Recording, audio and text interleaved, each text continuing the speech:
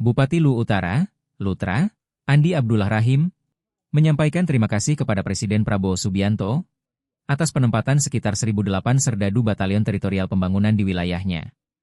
Kita pantas berterima kasih ke Pak Presiden. Lutra itu kabupaten paling luas wilayahnya di Sulsel.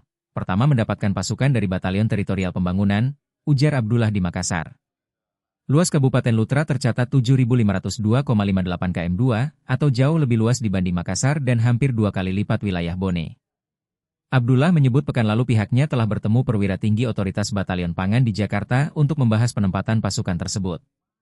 Ia mengatakan Lutra akan menjadi pilot proyek Deplo Batalion Teritorial Pembangunan di Sulawesi dengan lahan seluas 75 hektare disiapkan di Kecamatan Bone-Bone. Batalion ini nantinya akan ditempatkan di 175 desa pada 15 kecamatan dengan markas komando berada di ibu kota kabupaten.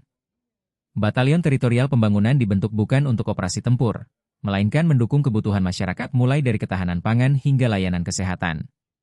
Ini bisa 6 miliar rupiah perputaran uang per bulan di Bone-Bone, 6 juta rupiah dikali 1.000 orang, kata Abdullah yang juga berkelakar bahwa kondisi ini bisa membuka peluang jodoh bagi warga perempuan Lutra.